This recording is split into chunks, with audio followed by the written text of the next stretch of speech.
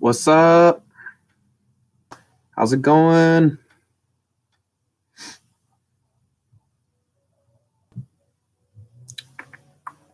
What's up, Etsy? Welcome back to the live stream. It's good to be back. What's up, Joey? How's it going?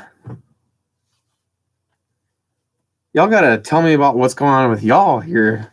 Seeing the same people on the live stream, it's good. Got a little group here. You guys gotta let me know how you're doing. I had an exam today, and it went well, so today's a good day. Today is a good day.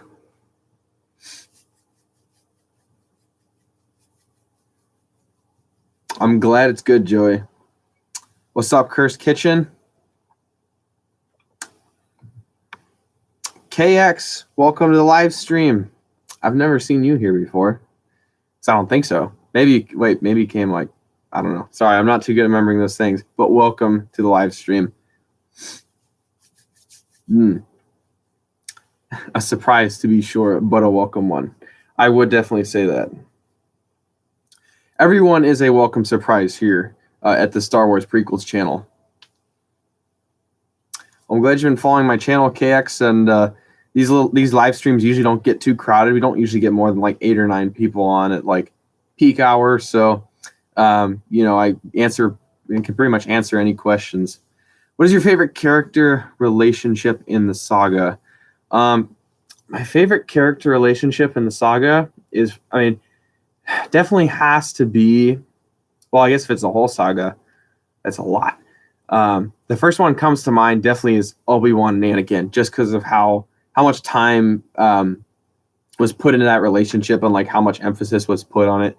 I think it's funny how Obi-Wan, calls Anakin a pathetic life form before he even meets him, and then he meets him as a kid and shakes hands with him, and then is like, hey, I'm gonna cut all your limbs off one day on a volcanic planet. So, but it's honestly it's like really sad, especially like in the scene where Obi-Wan goes off to Utapau, and it's like may the force be with you, friend. So, your thoughts on Gary Kurtz?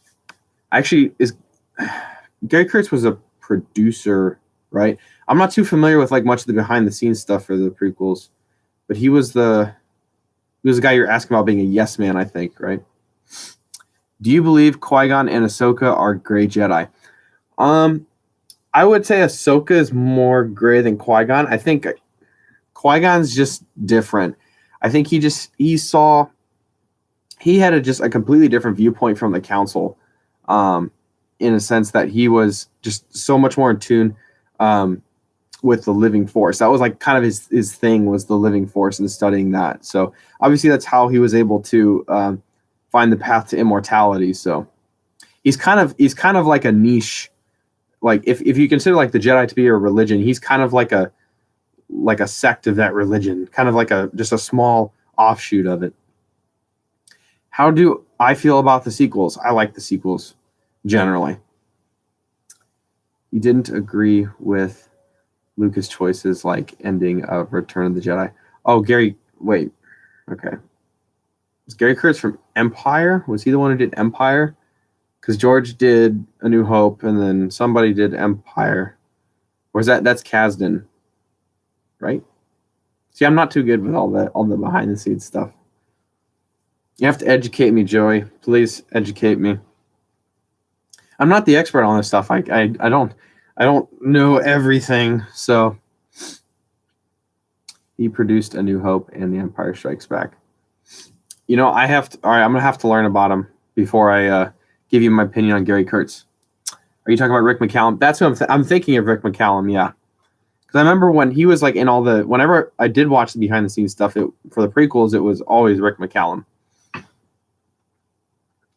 I love the behind the scenes information in the prequels. I actually pride myself with knowing prequel facts, such as why some scenes were shot or why some characters were written in a certain way. Well, you're gonna have to tell me some of these things, KX. I need to be educated. But my question for you all tonight is how much, kind of like, give me a rating 1 to 10. Give me a 1 to 10 rating of how much you think Mace Windu was a factor in Anakin's mistrust of the Jedi orders and is turned to the dark side as a whole? 10. All right, cool. Starting off good. Yeah, Joey. I think we talked about this earlier, but I think he was kind of like a little bit of a yes man. So, what future Star Wars movies do you want? Well, we're not going to get the Obi-Wan movie, but there might be a TV show, so that's exciting. Oh, this is really tough because, and probably a lot of people default to like Old Republic. I really wouldn't want an Old Republic. If I want any movie, I would like either something that's not too far before or not too long before The Phantom Menace, or something that's kind of somewhere between The Force Awakens and The Last Jedi, maybe around the time of like Star Wars Bloodline or something. So 10, 9, 7.8 out of 10, 8.5. Okay, I think that's pretty good. Yeah, Mace Windu, I think, was kind of a butt to Anakin, so especially in Revenge of the Sith. One of the things I was thinking about was, I know we don't get too many Clone Wars arcs with Anakin and Mace Windu. I know the Zilla Beast one or arc was one of them, but I'd like to see, or I'd like to kind of like go over that at some point and see how much or how he treats Anakin in the Clone Wars TV series. I mean, maybe with the new episodes, we'll see a little bit more of his mistrust of Anakin, but that's something I'd like to kind of investigate, I guess. What do you think of the old EU? So when I really started getting into Star Wars was right again when Disney bought Star Wars, and they kind of like cut everything clean. They cut off the ties to the EU and said we're going to start over. So I figured for me that was a good time to kind of get into it, because basically we were starting with a completely new content base. So I don't know too much of the EU. I did try to start reading the Thrawn trilogy, the Timothy Zahn original Thrawn trilogy, but that didn't go very far. Honestly, I like the newer one, the newer Thrawn trilogy now, but I think, at least from what I've heard of it and like watched videos and stuff, it seems like there's a lot there. There were plenty of good things, but there are also some things that were like really weird. Kind of like I was listening to an episode of the Cantina Cast, which is a great podcast for Star Wars fans, by the way. And they were talking about Abeloth, and I was like, I don't know. Abeloth is like one of those things, and like the Ujong Vong, or whatever they're called. That stuff is kind of just like weird to me. It's like, ugh. And then the whole fact that they had like Sith past like way past the Return of the Jedi, I think kind of just like kind of ruins the first 6 movies and the whole idea of the prophecy. So that's my opinion. I don't think the Obi-Wan movie / TV show thing would be a good idea. I mean, like, I feel like it's a default to just say like Obi-Wan. Everyone wants Obi-Wan. I'm not sure, because like the thing is, like, you could, it's an interesting time period for Obi-Wan, but what would you do? Like, what would you do with that movie? I mean, like, he's like watching over Luke, right? In that whole time period. But like, unless there's like some really weird plan for, some dark side or bounty hunters or something to go after Luke, and he's like trying to keep them away from Luke. I mean, that's just kind of weird. Unless he goes off planet. If he goes off planet, does something else, then that would be fine. But if he's like just staying on Tatooine, there's really not much you can do with him, unless it's like a Force exploration journey type of thing, which I think would be more fitting for a TV show if he did like a kind of like, trying to learn more about the Force and, like his training to become a Force ghost and stuff like that. So I can't remember his name, but a Star Wars channel recently interviewed a man who worked on the prequels, and he talked a lot about how Rick had to deal with warlords and such while off-site filming. He's definitely not a yes man and often had to deal with difficult situations. Yeah, like I said, I don't know too much about the behind-the-scenes stuff and what was going on there. So the one thing I do remember from all that was George Lucas's stamp or whatever, like approval stamp. I guess like whenever the concept artist would come up with things. So I watched a feature out on Grievous and how they came up with the design for Grievous, and how he would like go, like they would put up all of the art and he would like walk like around and look at them, and he would like stamp them. So that's one thing I remember. The Vong are kind of canon. They were supposed to be in Clone Wars. Yeah, it's kind of like the same thing with some of the old Sith, like Revan and stuff like that, when they were supposed to appear in the Clone Wars. So, but we'll see what happens in the new episodes. So that's what's exciting. We're getting more Clone Wars. They should have used some things from the old EU for the sequels, like Luke successfully revealing the Jedi Order and Han and Leia happily married. Yeah, I mean, like that's part of like the better, I would say the better EU stuff is like, I mean, I'm not a Mara Jade person, but Han and Leia, that works. I kind of am confused still as like why they separated. I don't know if they ever explained that at all. But stuff like that is more of like the EU stuff that I like. So it would just be very boring. That's it, right? Cursed Kitchen. That's exactly what I was thinking of. One last adventure off Tatooine. I think, like I said, I think he'd have to leave Tatooine to make it interesting, and I just don't think that's going to happen.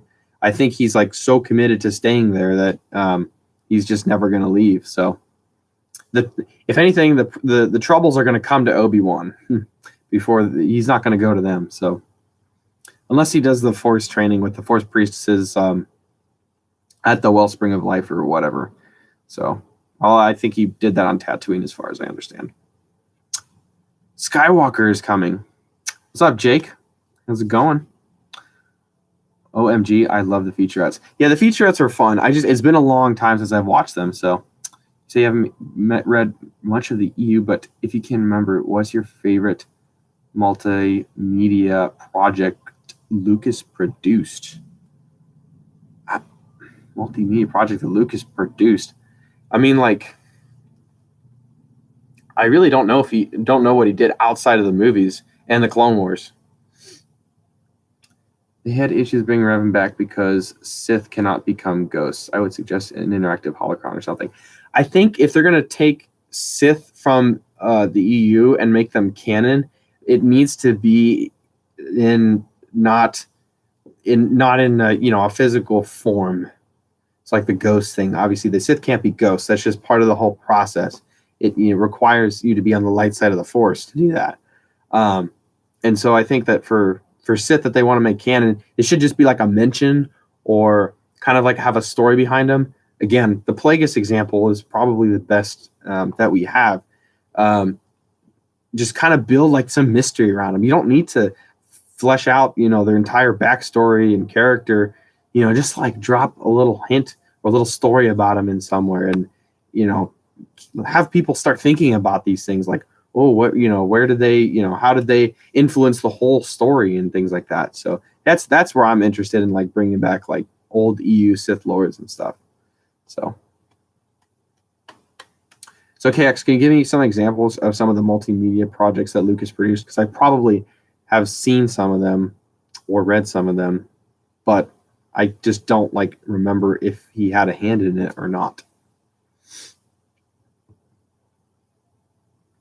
Also, are any of you guys gonna watch Star Wars Celebration this year, or at least go? Or is anyone going? Is anyone going to Star Wars Celebration? I thought about it because I'm not too far away, but I didn't get tickets in time, unfortunately. Would you like to see a story involving Tobias Beckett and the fall that killed Aurra Sing? I would love to see a story, and I feel like they got to flesh that out now that they mentioned that. So that cracked me up when I saw that for the first time. So, why do some fans have a problem with Yoda using a lightsaber? Those fans are the fans who are probably, at least to me, the most critical of Star Wars in general, because they believe that the original trilogy is the epitome of Star Wars, and that everything must follow the rules and conventions that were established by the original trilogy.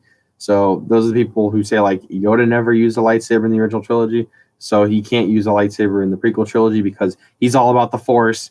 He's too advanced for those those weapons and stuff like that. So, which I think is wrong, because pretty much all Jedi used a lightsaber. Some just used them more than others, right? I mean, Anakin used his quite a lot. So did Obi-Wan. Qui-Gon, no, he used his some, but not quite as much. Definitely, like if you go and watch the Phantom Menace and you like look at Qui-Gon versus Obi-Wan. I mean, obviously Obi-Wan, was not a Jedi Master at the time of the Phantom Menace, but he definitely was more aggressive with the lightsaber. If you watch, you watch Phantom Menace again. Shadows of the Empire. What are some books or comics that you recommend? Cursed Kitchen, this is my favorite topic. This is my favorite topic to talk about, which are books and comics, although I don't read the comics, but I know what's in them. In terms of comics, any of the Darth Vader, the Charles Soule ones are good. The new ones that are coming out are really good because those ones started right after Revenge of the Sith. There's the Age of Republic comics that are coming out. They're almost done, I believe. If they're not already done, it might be already done. In terms of books for you to read, if you want prequel stuff, definitely start with Rogue One Catalyst, because Rogue One Catalyst also follows up with Rogue One, the movie, and kind of gives you some more backstory regarding that. Let's see what else is good for books. The Battlefront 2 Inferno Squad is good. There's some good Clone Wars references in there.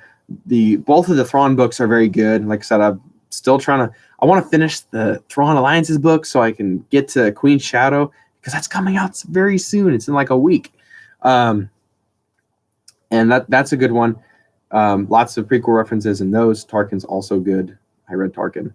Tarkin is kind of a little difficult for me to, like, just a little difficult to comprehend about what's all going on. But one of the things with Tarkin, which I think is cool, is it's one of the books that establishes that the Victory class Star Destroyer was used by the Republic during the Clone Wars. Which, if you haven't seen a Victory class Star Destroyer, actually I can show you one here if you want, but you can look them up. They kind of look like the smaller version of the Imperial Star Destroyers. So there's my book recommendations for you. Lost Stars. Lost Stars is very good. Not as heavy on prequel references and stuff like that, but in terms of like a very wholesome story, it's pretty good.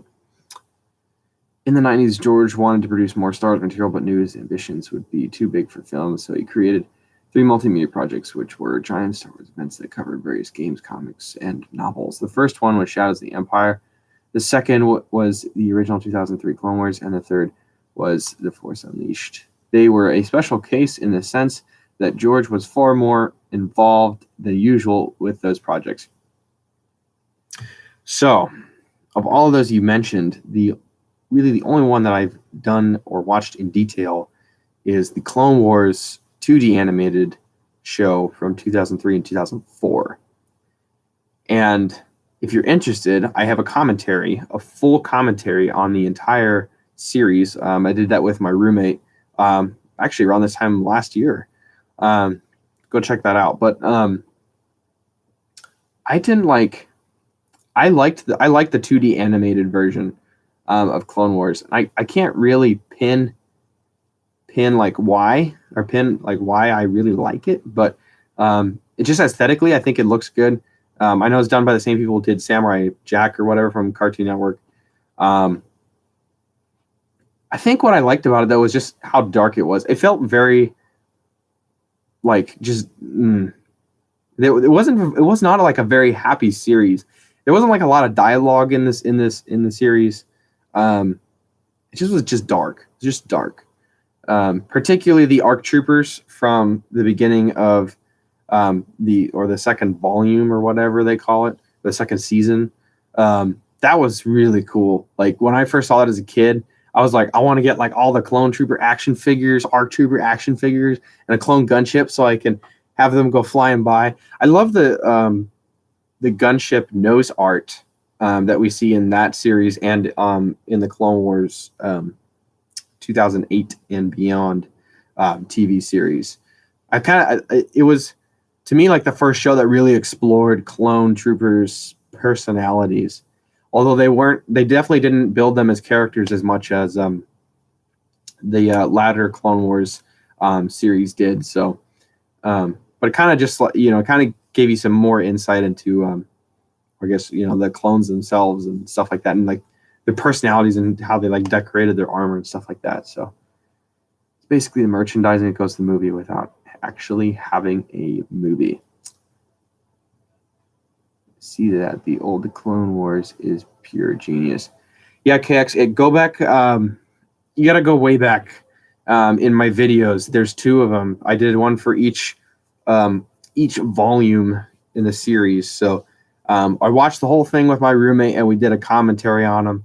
So it was pretty fun. It was pretty fun. So go check it out if you got a good hour and you want to hear some commentary on those. So obviously we were introduced to Shaggy in that series. So the most powerful Jedi of all. It's too bad Grievous killed him. That was quite the shame. I'm going to grab a Victory Class Star Destroyer here. 1 second. Oh. Yeah, like I said, I picked up a few weeks ago, I picked up Star Wars Armada, and the course set in this game comes with a Victory Class Star Destroyer. There's a good, if you go to Google Images, there's a good kind of paint job or art job that someone did of the Victory Class Star Destroyer with a Republic colorway, kind of decorating it in the red and you call it like red and like beige or red and I don't know what color is that. It is like a beige, red or yellow, red and yellow kind of color. Okay, I think I got it here. So this is a Victory Class Star Destroyer. It's smaller than an Imperial Class Star Destroyer, but the Republic at the end of the Clone Wars did use these. They don't explain anything about discreetly them using them. It's just that in Tarkin, I think they say something about how one of the bases was established because it was deployed from a Victory Class Star Destroyer. And then in like another book, I don't remember which book, they explain that that base was established during the Clone Wars.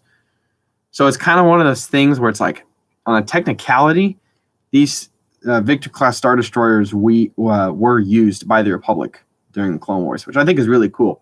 And I would like to see, because it kind of shows them morphing into kind of the Empire as we know it. Because I mean, this looks a lot like an Imperial Star Destroyer. So it's kind of fun to have this here to show you an example. I got that. I'll fix that. Okay.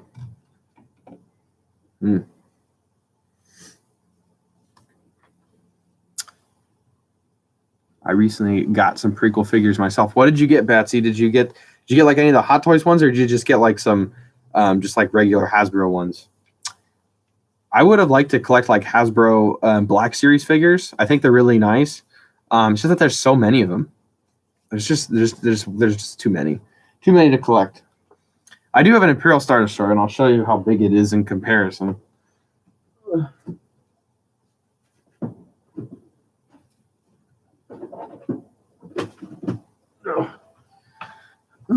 So here's an Imperial Star Destroyer.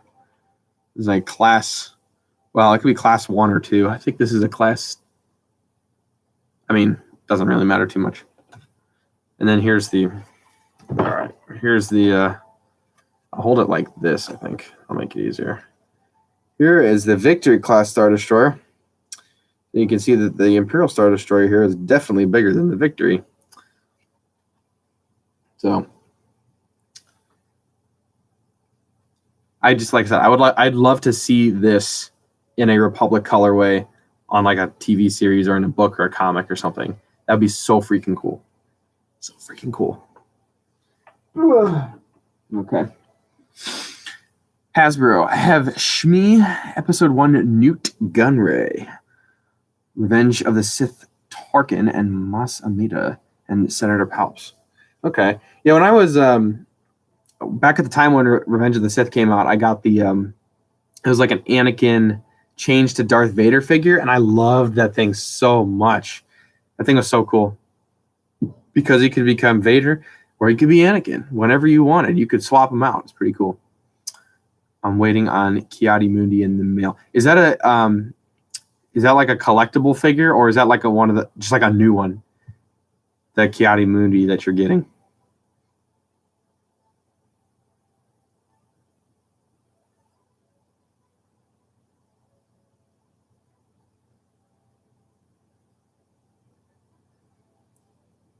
Old one from Revenge of the Sith, I assume. Okay, gotcha. You have to show me the box. I mean, that's like whenever I see the action figures from Revenge of the Sith, and I see like kind of like they're new in their box, it just like it gets me so sentimental. Did any of y'all have any of the old Lego sets from Revenge of the Sith, like the first wave when the movie came out? Because I had let's see, I got the Anakin's Jedi Starfighter, which was definitely my favorite. It was the only old set that I actually owned that I ever rebuilt because I loved it so much. I never should have taken it apart in the first place, but I was too young. The second one, I had the ATRT Walker, the small one, and then I had the Darth Vader transformation one, the very small one. I want to get the new Darth Vader transformation one because that one looks freaking cool. So just kind of for show. Newt Gunray's underrated. I love his political sliminess. Wish his Asian backlash didn't stop him from having more screen time. The Nemoidians are awesome, and I always play as them in the Galactic Battlegrounds game. Yeah, I think, this is what is interesting with Star Wars. Go and tell me in the prequel trilogy, who is the good guy? Like who actually is the good guy in those movies, in the Clone Wars? You know, because if you look at every single character in the prequel trilogy and the Clone Wars, you'll see that at some level, either they are evil, or they are ignorant in some way. I mean, you know, obviously Palpatine and the Sith and the Separatists were mostly evil, but the Jedi were very much ignorant and kind of, you know, on their high horse in a sense. So, I mean, like, it's just, it really does a good job of establishing this gray area of characters being good, kind of good, but somewhat bad, or being very bad, kind of, well, you don't really have characters being somewhat good, or like very bad and like somewhat good. That doesn't work, but they're either very bad or they're just like a little bad, you know? There's a Star Wars store hours away from me. They have walls upon walls of prequel toys. Yeah, I've heard about some of these places. My roommate is from Texas, and he told me that he found this store or whatever that's like all about Star Wars collectibles. My dream is to go to one day. So I gotta find one. One day. So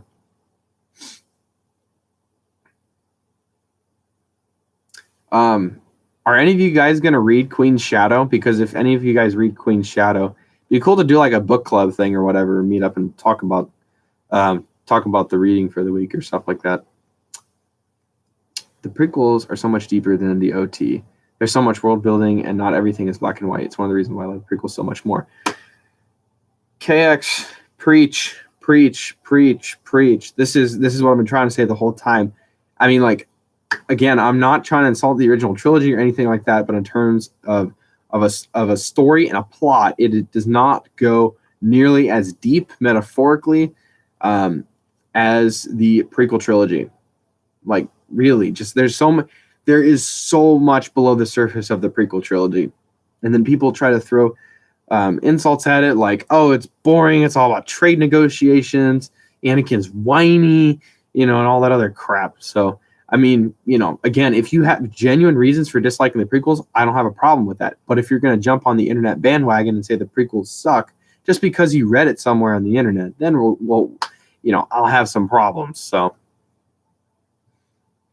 I like its Greek tragedy structure.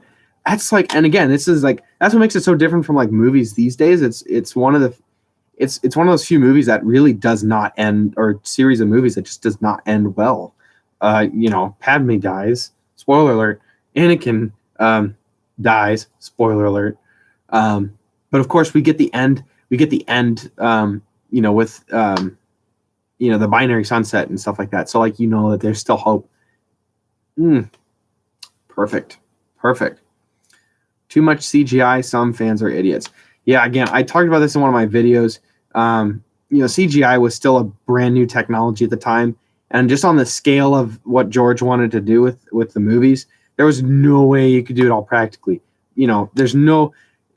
Again, tell me, if you're going to hire 2,000 extras to play clone troopers and you got to feed them and you got to, obviously make sure they're paid and they're taken care of and you got to make costumes for them and all that other stuff, that's a pain in the ass. Pardon my French.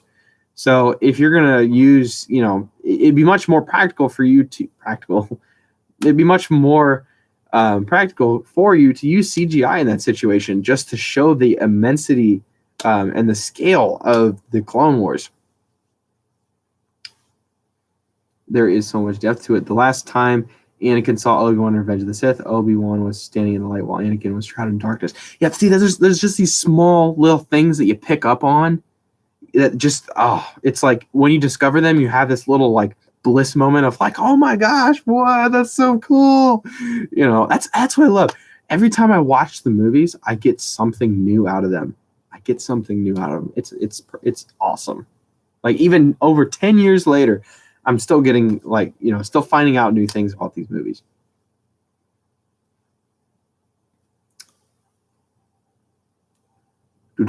His fate will be the same as ours. Yep. George Lucas pioneered CGI. ILM was the king of CGI at the time. I mean, ILM is still doing CGI for other movies like Jurassic World and stuff like that. They do CGI for a ton of different movies. And that's why they get a lot of that's where Lucasfilm really gets a lot of their money, is from working for other movies and doing effects for them. I do have some problems with dialogue, but most of it actually goes very deep into the characterization. Yeah, I mean, don't get me wrong, the prequels are not perfect movies. They're not, I would not call them Oscar-worthy movies in that sense. They have their flaws. So, some of Anakin's lines are pretty freaking dry. So, especially the ones with Padme can get pretty dry sometimes. So,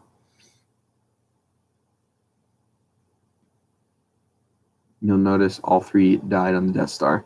Yeah, the Death Star seems to be the place for people to die.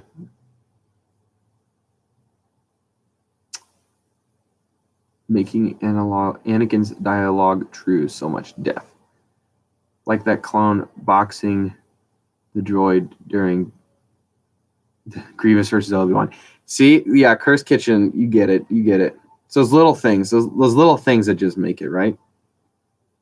Just the little things.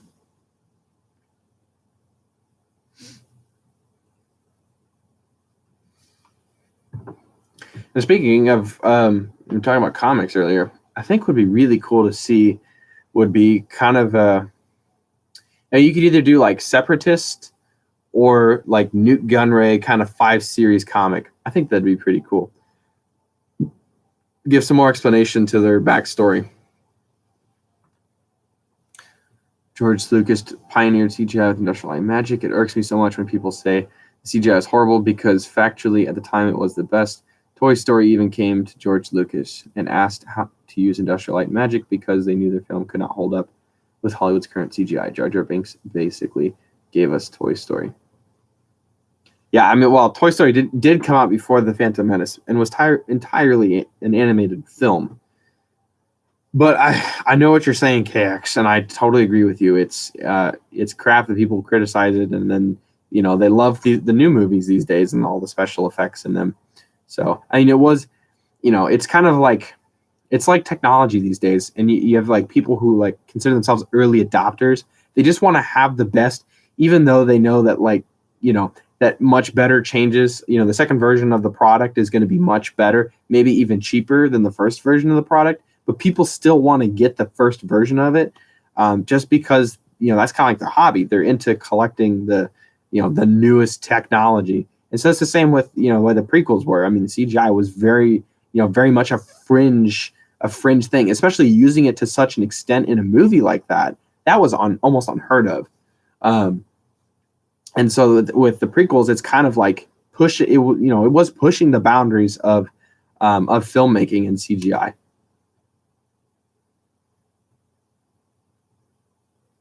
Yeah, I mean, people also don't understand how much Lucasfilm has had influence on their favorite movies. So go watch a movie these days and like watch the credits and like watch towards the end, and you'll almost always see Industrial Light and Magic is credited for some part of the movie. So, do you think that Disney will ever give us a sympathetic Imperial story? Batsy, I would go read Lost Stars. That's pretty sympathetic to the Imperials, at least kind of. I would say that Disney portrays not necessarily like Imperials as good, but they portrayed the people in the Empire as not all evil, because we know that they weren't. So they also portray the destruction of the Death Star in a very sad tone, which I think is refreshing, because we watch A New Hope and you see the Death Star go boom, right? It's gone. And you're like, oh, they saved the day. The rebels saved the day, blah, blah, blah. They destroyed the Death Star. But the thing that, people don't realize is that there were millions of people on there. And there's no way that all of them were bad people. So a lot of people died on the Death Star too, not just Alderaan. So that's why I think it's in it. But then it like builds. Sorry, it's like I get excited and it's hard for me to put this into words. But that's why it shows how evil the Empire is, because they destroyed Alderaan, which created a whole mess in the first place, and then pretty much provoked the rebels into blowing up their Death Star. So basically, it's like the Empire just kind of started this domino of mass death. So they pretty much shot themselves in the foot with blowing up Alderaan. So, and actually, I mean, in a lot of the books, they explain how the destruction of Alderaan really was kind of the tipping point for the Empire. That move pretty much set off their own destruction. So George Lucas never gets the credit he deserves. I would agree, Joey. I would agree. Have you read New Age Republic comics? Good canon prequel stories. Dooku was my favorite issue. Ooh, excuse me. Oh. Dooku just came out, I think, and I have not. You guys keep pressuring me, so it's getting hard now. I'm kind of tempted to buy them. I just want to be paying $5 every 2 weeks for these comics. I'm trying to finish Thrawn Alliances. That's I going to school. I don't have much room on my plate, so trying to fit Thrawn Alliances in there it's already taken up enough room as it is. But I will do my best, and especially I think if they're done, I think they're almost done. Whenever they're done, then I'm going to get them and I'm going to read them. I promise we will talk about them. We will talk about the Age of Republic comics. So, yeah, I kind of want to wait, like you're saying, KX. I kind of want to wait for them all to come into the like a their compilation or whatever. So, or as they call it, compilation or maxi series or whatever. Palpatine was a monster. He was a monster, but the thing is that he's not just like bad. Like he's not like, oh, I'm bad, I'm gonna kill all the Jedi, blah blah blah blah blah. He was manipulative. He was evil. He used people for his own benefit. Look at Dooku. Again, one of my favorite parts of the prequel trilogy is when Anakin has Dooku on his knees, and Dooku's sitting there, and he's kind of, I'm sure in his head he's got to be thinking like, oh, Palpatine will save me. He'll be like, I'll just take him to jail, and then the Separatists will bail me out of jail, and we can just keep going on with these Clone Wars as we planned. Blah blah blah. And then Chancellor Palpatine just stone cold face just says, kill him now. And you could just like see look on his face like, what just happened? What? No. And obviously he gets his head cut off. So Palpatine is absolutely terrible individual. Padme and Grievous are the only issues left. Perfect. So we're almost done. Did you see E.T. and the Phantom Menace? I saw E.T. and the Phantom Menace after it was pointed out to me. So I think that's kind of cool. I like those little things, little crossover. So E.T.'s canon now. E.T.'s canon. So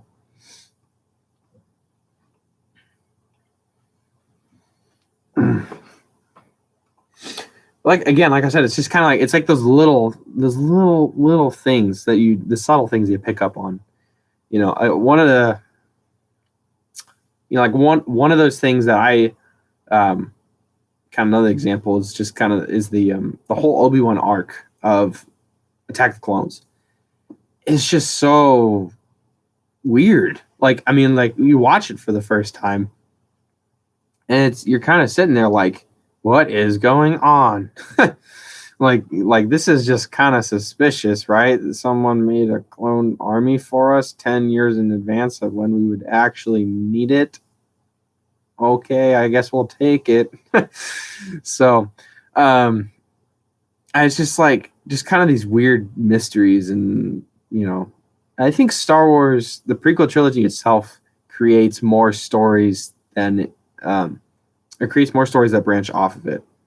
Again, like with Grievous is another example. It's just kind of like he's there, and they do a really good job of integrating Grievous into the story in a sense that it looks like he's just been around for a while, but you never get a backstory to him in the movies or anything like that, which I think is really cool.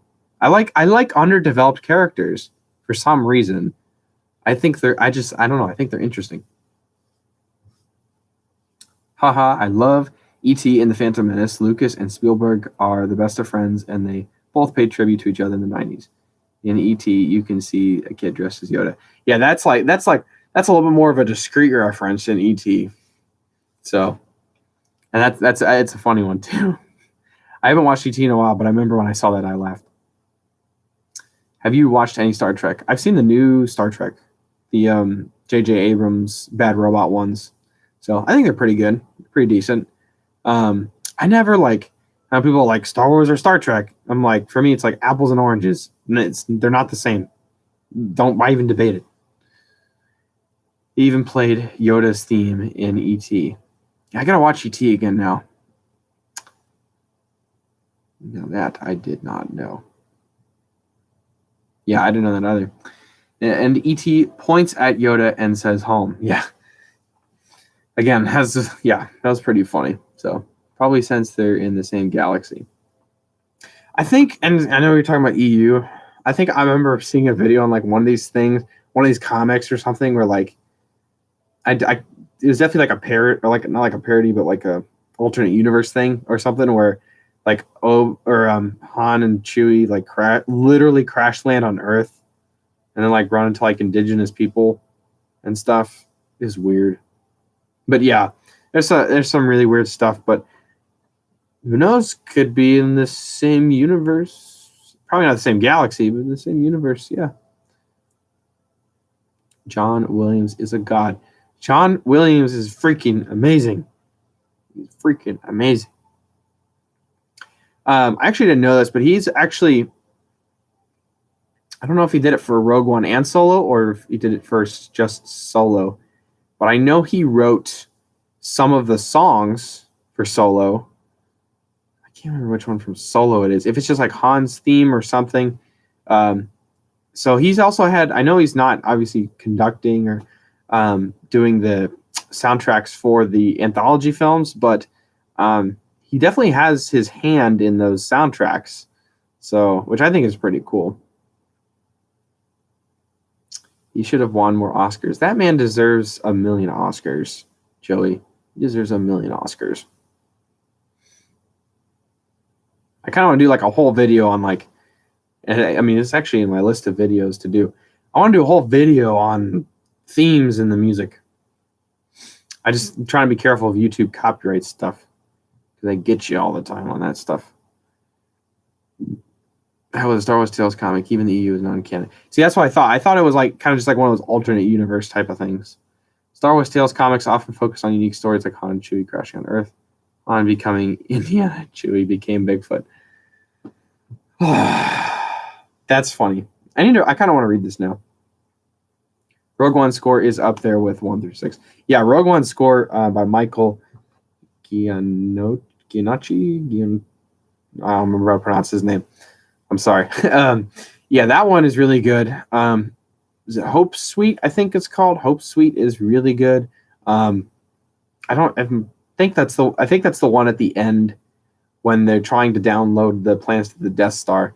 Like whenever the rebels are in the ship and they're trying to download the plans to the Death Star, that music is amazing, And then it blends right into the Imperial March. Right as the Tantive 4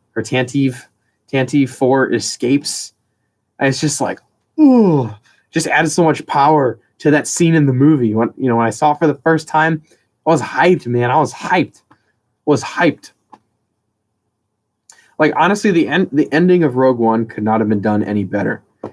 And then like now when you go and watch A New Hope, and you read the opening crawl, and you says like, oh, spies, got the plans to the Death Star, you're like, that was, like definitely does not describe what they all went through to get those plans. I mean, to get the plans for the Death Star, the Rebel Alliance basically said, okay, well, we're kind of been like hiding around, we're going to take a big risk and pretty much throw everything at the Empire to get these Death Star plans.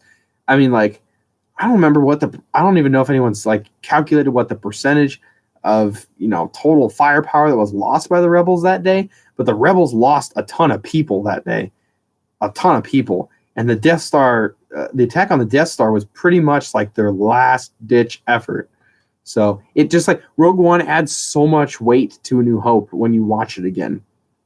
And one of the things I want to do, if any of you guys have done it, let me know, is watch Rogue One or watch Rogue One, and then immediately following that, watch A New Hope. I think that'd be really cool to do. I wish the whole movie was like that. Yeah, I mean, like the beginning part is kind of a little weird. Like it's just like, it is a little bit all over the place and stuff like that. But I mean, the characters in the movie are good. Really, I love Chirrut and Baze. Those two are awesome. Kind of sad. I'm pretty much cried when Chirrut died. I feel like Rogue One is an okay film, but the main reason why I dislike it so much is because it completely disregards Lucas's third multimedia project, The Force Unleashed, which I explained earlier. Yeah, like I said, I have the Force Unleashed game. I haven't played it though. I've not played it yet. Jen Erso is so humorless, IMO. Well, she didn't necessarily have the best upbringing. Who also didn't necessarily have the best upbringing? Anakin Skywalker. Star Wars just seems to be a series about kids who did not have good upbringings and finding their place in the universe.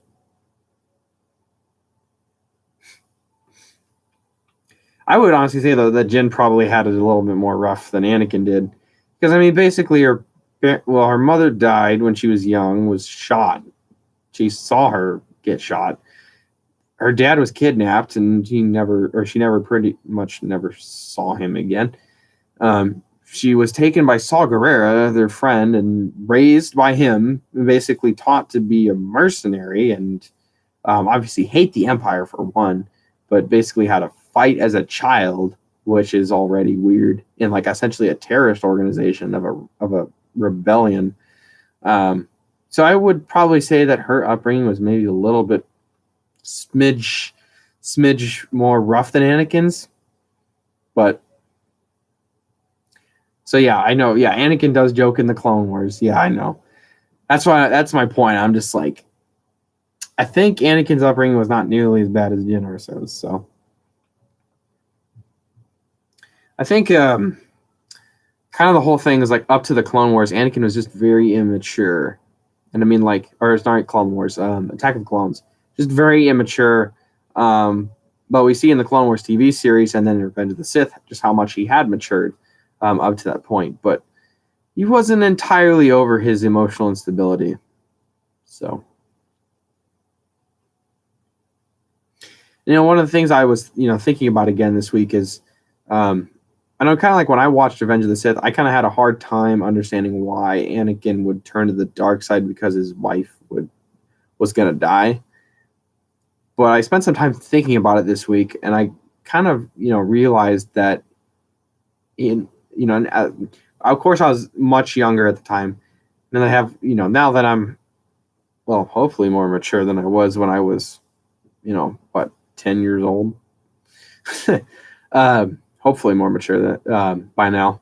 That I think I can understand his point more, or like why he would want to change that. Also, obviously, it doesn't help that he couldn't save his mother, so he already felt guilty with the fact that his mother died. He basically felt like she died on his watch, and now, Padme was gonna follow the same path essentially, and he was like, "I'm not," if you were in that situation, you definitely would not want that to happen again. If you had the weight of, your own mother's death on your shoulders, and then, essentially we're told, hey, your wife's gonna die, and it's gonna be on your watch too.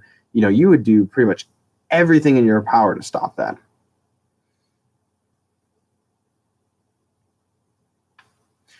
Yeah, Batsy, and that's another good point too. I was thinking about is like Anakin. If you really look at Ahsoka as a character in the Clone Wars, really her whole purpose, or her primary purpose, not her whole purpose, her primary purpose was to show the development of Anakin's mistrust for the Jedi. And I think in the Clone Wars, that was single-handedly probably the most moving event in terms of his mistrust was Ahsoka's framing for the bombing of the Jedi Temple and mistreatment by the Council and the Republic, which is what makes it sad to.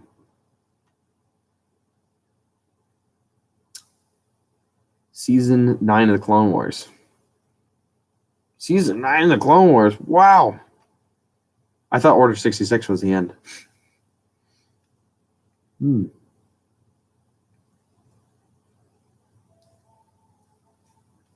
One thing I think I would like to see them explain too is where where they made the transition from clone troopers to stormtroopers. The only thing we have on Kamino and canon at the moment after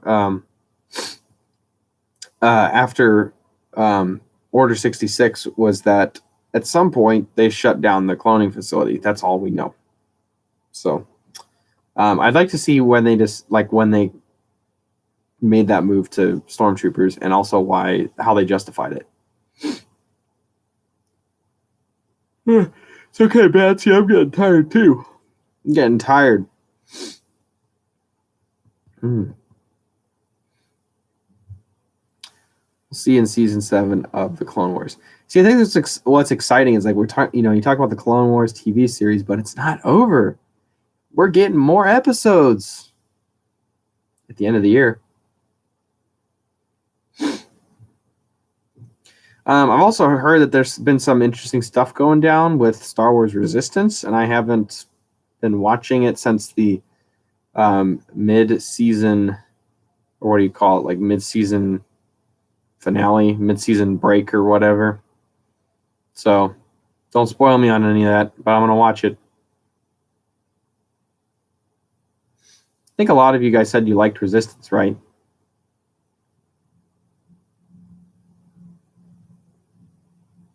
Do you think Lucas made a mistake selling to Disney?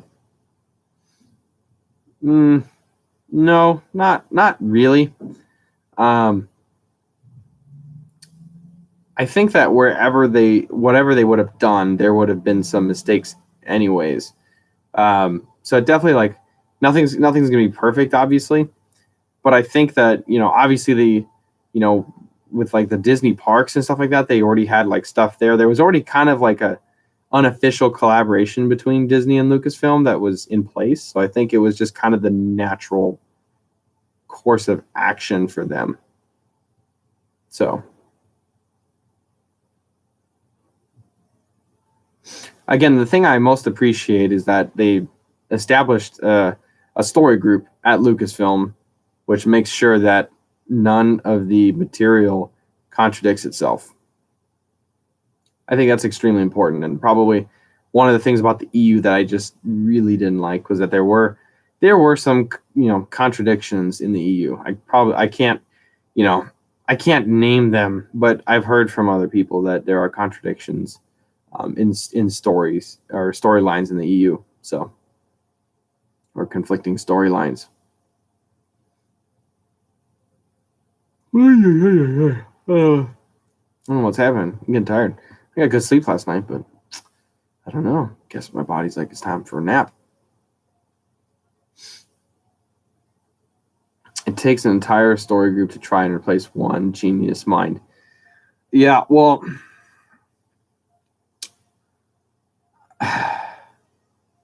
I would.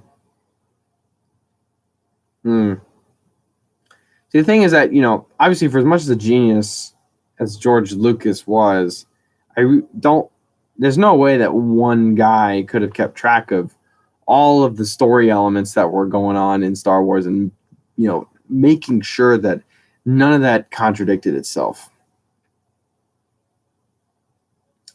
I think that's, I think that would be pretty difficult to do for one person, even, someone as talented and gifted as George Lucas.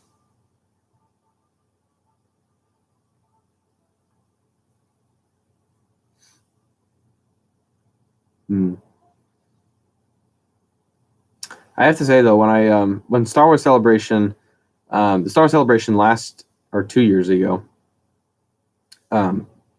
was out, I really thought it was cool in their opening panel that they kind of brought out all of these, all of these different people from Star Wars, including, the original trilogy, folks like Mark Hamill and Harrison Ford, but they also had George Lucas and John Williams, which was really cool. So I feel like that would have been really special to be at. Plus, they had Ian McDiarmid and Hayden Christensen there, so it was good to have Hayden back, getting back into the Star Wars stuff. So, or getting reconnected with Star Wars fans. So, I think overall it was a positive.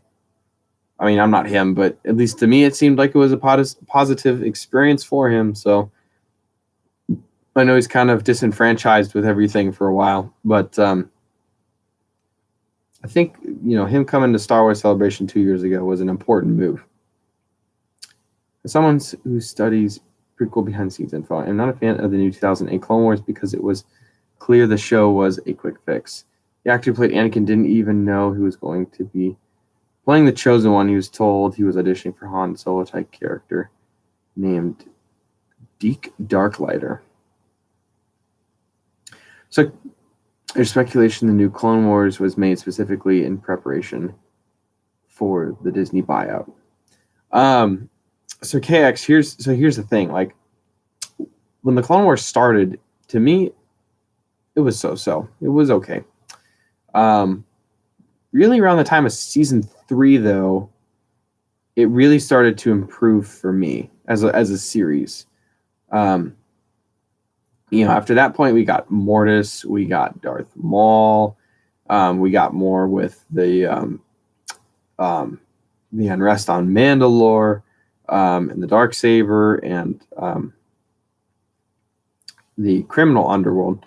And then in season 6 and 5 and 6, obviously we had a lot. We had Ahsoka leaving, and season 6 we explored a lot more of the Force, as well as Order 66 and the real dark side. Season 5 and 6 are so dark as a story. It kind of, I think, does a good job of showing how the Clone Wars really just took a really sour turn towards the end. I think it does a good job at that, but especially the beginning of it, not the greatest.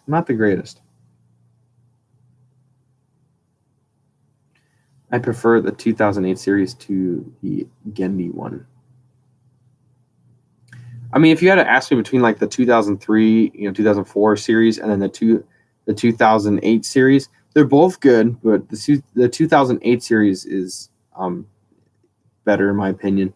Of course, they had more resources for that series, anyways. So, it's not necessarily a fair comparison, but at least to me, like the 2008 series is better. In Attack of the Clones, Anakin is a slave child forced to suppress his emotions, and he whines as his character should. In Revenge of the Sith, Anakin is still a bit whiny, but that's who the character is supposed to be. In the Clone Wars multimedia project, he stays in character, but in the new Clone Wars, he really does sound like a 30-year-old man. Yeah, that's a good point. In the 2D version of the Clone Wars, he is a little. His maturity is more discreet. Like, you can definitely tell, like, between Attack of the Clones Anakin and Revenge of the Sith Anakin.